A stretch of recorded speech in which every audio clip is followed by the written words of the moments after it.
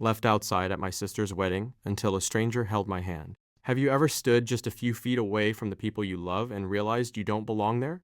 Because that's exactly what happened to me on the day of my sister's wedding. And what happened next completely changed my life. I wasn't supposed to be outside, I wasn't supposed to be alone, and I definitely wasn't supposed to meet the stranger who would expose a family secret that had been buried for more than 20 years. My name is Daniel. I'm 31 years old now, but this story happened 3 years ago. To understand why I ended up sitting alone outside my own sister's wedding, you need to know one thing about my family. I was always the extra child, not unwanted, just unnecessary. My sister Emma was the star, straight A student, homecoming queen, college scholarship, the kind of person everyone instantly loved. I was the quiet kid, the one teachers forgot to call on, the one relatives barely asked about during family gatherings. Whenever Emma achieved something, the whole family celebrated. When I achieved something, people would smile politely and change the subject. I learned very young that attention wasn't something I was going to get, so I stopped asking for it. By the time we were adults, Emma and I barely spoke. There wasn't some huge fight, just years of distance, years of being overlooked, years of feeling like I existed on the edge of my own family. Then one day she got engaged. The wedding became the biggest event our family had planned in decades. My parents talked about it constantly. Every conversation somehow came back to Emma. The venue, the flowers, the dress, the honeymoon, everything. I wasn't surprised. What did surprise me was that Emma actually invited me. Not only invited me, she asked me to attend the rehearsal dinner too. For the first time in years, I thought maybe things were changing. Maybe this wedding would be a fresh start. Maybe we'd finally feel like siblings again. I couldn't have been more wrong. The rehearsal dinner was awkward. Emma barely spoke to me. Most of the guests didn't even know who I was. Twice people assumed I was a family friend, not her brother. Her brother. I laughed it off, but every joke felt heavier than the last. Still, I told myself tomorrow would be better. I told myself I was being sensitive. I told myself I was overthinking. Then the wedding day arrived, and everything fell apart. The ceremony was being held at a beautiful estate outside the city, white flowers everywhere, string lights hanging from giant oak trees, the kind of place people dream about. I arrived early. I even brought a gift that cost more than I could comfortably afford. I wanted the day to be perfect for her. As I approached the entrance, a woman with a clipboard stopped me. "Excuse me, sir. Can I see your invitation?" I handed it over. She looked confused. Then she checked her list. Then checked it again. "I'm sorry," she said. "Your name isn't here." I laughed. I thought she was joking. She wasn't. She asked me to step aside while she called someone. 10 minutes passed, then 20, then 30. Guests kept walking inside while I stood there alone. Eventually, one of the wedding coordinators returned.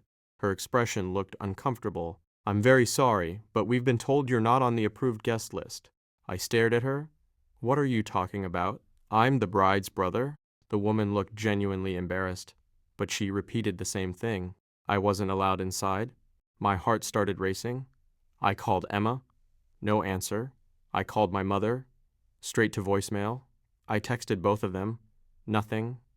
An hour passed. The ceremony started without me, and for the first time in my life, I realized maybe I wasn't imagining things. Maybe I really didn't matter to them. I walked away from the entrance before anyone could see me standing there. There was a small stone bench near the parking lot. I sat down, and that's when everything changed. An elderly man sat beside me, maybe 70 years old, gray hair, dark blue suit, kind eyes. For a few minutes, neither of us spoke. Then he looked at me. "You should be inside." I laughed bitterly. Apparently not. He studied my face, then asked a question that made my stomach drop.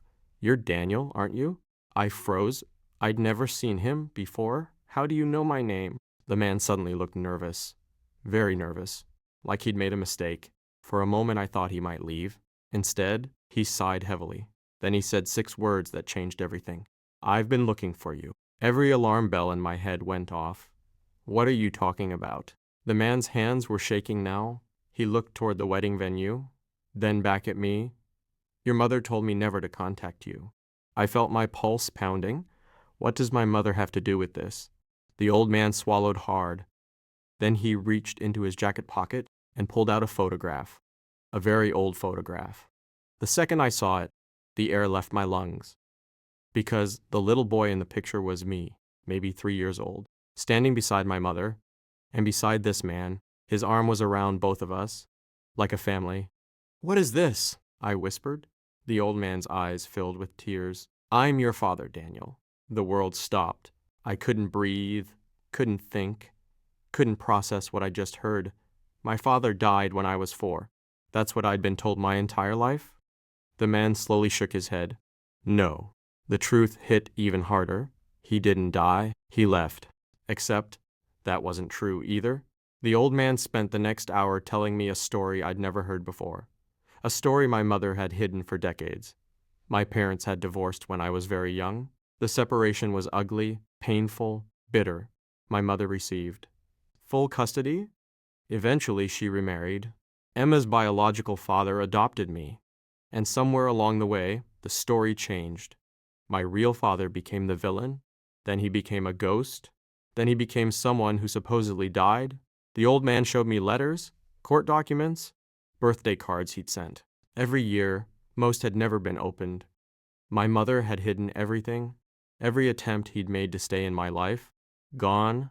I sat there staring at proof that my entire childhood had been built on a lie.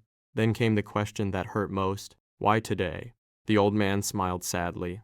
Because I was invited. I felt sick. What? He nodded toward the venue. Emma found me 6 months ago.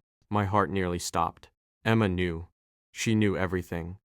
For 6 months, and never told me. The realization hurt more than being left off the guest list. My own sister knew the truth and stayed silent. I looked toward the wedding hall. The music was drifting through the air. People were laughing, celebrating, while my entire identity was collapsing on a bench outside. Then something unexpected happened. The old man reached over and held my hand. Just for a moment, like a father comforting a son, a simple gesture, but it broke me, because it was the first fatherly touch I could remember. 30 years of questions, 30 years of confusion, 30 years of wondering why I never felt connected to my family, and suddenly everything made sense. I cried harder than I ever had in my life, not because I'd been excluded, not because I'd been lied to, but because I'd finally found someone who had spent decades trying to reach me, someone who never stopped looking. Hours later, Emma came outside. Her makeup was ruined from crying. She sat beside us and admitted everything. She had discovered the truth through old family records. She wanted to tell me, but our mother begged her not to. The wedding kept getting closer. The pressure kept building, and eventually she froze. She chose silence, a decision she regrets to this day. That conversation lasted until midnight. There were apologies, answers, tears, and, for the first time in our lives, real honesty. 3 years have passed since that day. My relationship with my mother will never be the same. Some wounds don't heal completely, but my relationship with my father grows stronger every year. We're making up for lost time, slowly, one conversation at a time, one memory at a time, and strangely enough, being left outside that wedding turned out to be the greatest gift of my life, because if I had walked through those doors, if my name had been on that guest list, I never would have met the stranger sitting on that stone bench, the stranger who held my hand and gave me back the truth that changed everything.